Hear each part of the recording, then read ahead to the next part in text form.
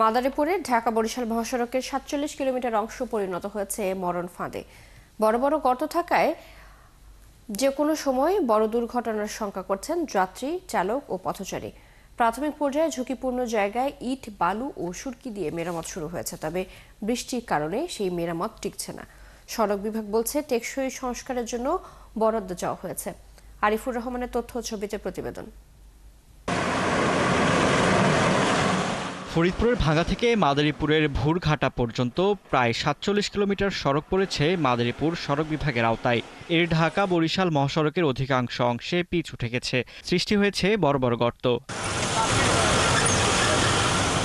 যাত্রীরা বলছেন এই পথে পানি জমে থাকায় দুর্ভোগ বাড়ছে, প্রতিদিনই ঘটছে ছোট বড় দুর্ঘটনা। রোডের অবস্থা খুবই লাজুক এবং নাজেহাল।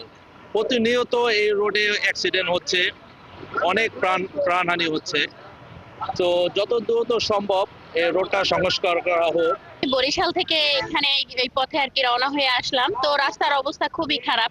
তো এরকম যদি রাস্তার অবস্থা থাকে, আমাদের দৈনন্দিন জীবনে এই যে যাতায়াতের পথে আমরা খুবই হ্যারাসমেন্টের শিকার হই। এখানে বিভিন্ন রকম গর্ত আছে, যার কারণে যানবাহন চলাচল করতে সমস্যা, ঝাঁকি হয় অনেক, আর এতে যে কোনো দুর্ঘটনা ঘটতে পারে। চালকরা বলছেন বছরে কোটি টাকা ব্যয় করেও সড়ক টিকছে না। রাস্তায় জায়গায় জায়গায় ভাঙার কারণে ক্ষতি হচ্ছে গাড়ির যন্ত্রাংশ। গন্তব্যে যেতে সময় এবং খরচ দুটোই বেশি হচ্ছে। ঢাকা থেকে আসতেছিলাম, বরিশাল যাব গাড়ি নিয়ে। ভাঙ্গা থেকে আসতে এত রাস্তা ভাঙ্গা। সানবিট সব দিবে সামাল। সানবিট ম্যাজিক প্রেস ডিশওয়াশিং এর মাথা ঘোরানো সলিউশন। জায়গায় জায়গায় ব্রেক করতে হয়, আবার আপনার তেল খরচা হয় বেশি। চারপাশে গর্ত হয়ে গেছে, ঠিক আছে। এখন আমার সমস্যা হইতেছে গাড়ি নিয়ে, ডিস্টার্ব হইতেছে।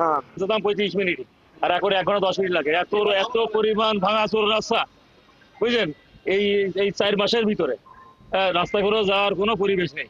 সড়ক বিভাগ বলছে আপৎকালীন ব্যবস্থা হিসেবে ইট, সুরকি আর বালু দিয়ে ঝুঁকিপূর্ণ স্থানগুলো সাময়িকভাবে মেরামত করা হচ্ছে। দীর্ঘমেয়াদী যে পরিকল্পনাটা আমাদের আছে সেটা হচ্ছে যে এই সড়কটাকে 6 লেনে নিতে হবে। সেটার জন্য আমাদের ল্যান্ড এক্সিকিউশনের কাজ শেষ, ইতিমধ্যে শিফটিংয়ের জন্য আমরা কাজ এখন রিভিউ করছি। ডিজাইনটা এখন রিভিউ পর্যায়ে আছে। আমাদের শুধুমাত্র ডোনার ফান্ড বা সোর্স অফ ফান্ডিং এর ইস্যুটা ক্লারিফাই হলেই আমরা ইনশাল্লাহ এই কাজটা আমি শুরু করতে পারবো। বিভাগের 6 জেলা ছাড়াও মাদারীপুর, ফরিদপুর ও গোপালগঞ্জ সহ দক্ষিণ পশ্চিমাঞ্চলের লাখো মানুষ এই সড়ক ব্যবহার করে। প্রতিদিন এই সড়কে চলাচল করে প্রায় 20,000 যানবাহন। ফারদিন নীরব, ৭১।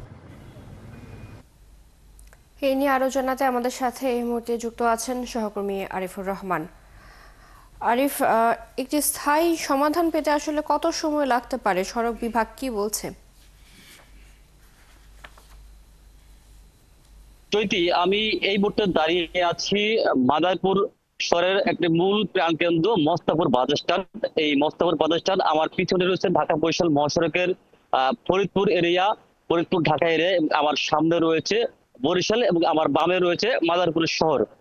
এই ঢাকা বরিশাল মহাসড়কের ভাঙ্গা বাস স্ট্যান্ড থেকে ভুরঘাটা পর্যন্ত প্রায় ৪৭ কিলোমিটার রাস্তা, সেটা কিন্তু মাদারীপুরের সড়ক বিভাগের আওতায়। এই মাদারীপুর সড়ক বিভাগের আওতায় যে রাস্তাগুলো রয়েছে, এই ৪৭ কিলোমিটার রাস্তা পুরোটাই খানাখন্দে ভরা। সেই খানাখন্দে ভরা হওয়ার কারণে প্রতিদিনই কিন্তু ঘটছে দুর্ঘটনা, এবং সাধারণ যাত্রী এবং গাড়ি চালক সবাই কিন্তু এই বিপদে পড়তেছে। এর কারণে যারা বিশেষ করে যারা রোগী আছে, তারা অ্যাম্বুলেন্স যাত্রী, তারা কিন্তু আরো বিপদে পড়তেছে। তারা কিন্তু আসলে বিভিন্ন সময়, কারণ আমাদের মাদারীপুর থেকে ঢাকা যখন রোগী ট্রান্সফার হয়, তখন কিন্তু তারা আরো বেশি বিপদগামী হয়ে যায়, তখন কিন্তু আরো সমস্যা পড়তে হয়। এই সমস্যার সমাধানের জন্য যে এই আপৎকালীন অবস্থায় যে ব্যবস্থা নিচ্ছে, সেটা কিন্তু যে ইট সুরকি দিয়ে যে বৃষ্টি হওয়ার কারণে যে ইট সুরকি দেওয়া হচ্ছে, সেটা কিন্তু আসলে মানছে না। বৃষ্টি কিন্তু বাড়তেছে, সেটা কিন্তু সেই আবার ভাঙ্গা রাস্তা কিন্তু আবার ফেলে যাচ্ছে। যদি আপনাকে একটা বিষয় আমি জানিয়ে রাখতে চাই যে পদ্মা সেতু হওয়ার কারণে কিন্তু এই রাস্তা গাড়ির যান চলাচল কিন্তু 3 গুণ বেড়েছে। যে প্রতিদিন গড়ে আপনার 20,000-এর বেশি গাড়ি চলাচল করে।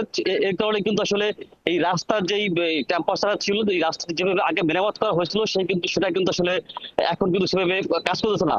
আমি এই বিষয়ে রাস্তার যে মেরামতের বিষয়ে আমি কথা বলছিলাম সড়ক বিভাগের নির্বাহী পরিদর্শক নাজমুল হাসানের সাথে। তিনি আমাদেরকে যে জানিয়েছে যে এই রাস্তা মেরামত করতে হলে স্থায়ী প্রকল্প দরকার। সেই স্থায়ী প্রকল্পের জন্য তারা কিন্তু আসলে বাজারের জন্য চেয়েছে, সেটা আসলে প্রকল্প পাশ হলে সেটা করা হবে বলে আমার জানিয়েছেন। কিন্তু আপত্তিজনক অবস্থা যে এই রাস্তার যে খানাখন্দগুলো আছে, খানাখন্দগুলো মেরামত করার জন্য তারা কিন্তু আসলে যে ইট বালু কিন্তু চেষ্টা করে যাচ্ছেন। তাদেরকে তাদের যে সড়ক বিভাগের যে অর্থ আছে, সড়ক বিভাগের অর্থ কিন্তু তারা প্রতিদিনই কিন্তু কোনো কাজ করে যাচ্ছেন। চৈতি। আরিফ, ধন্যবাদ আপনাকে আমাদের সাথে যুক্ত হবার জন্য।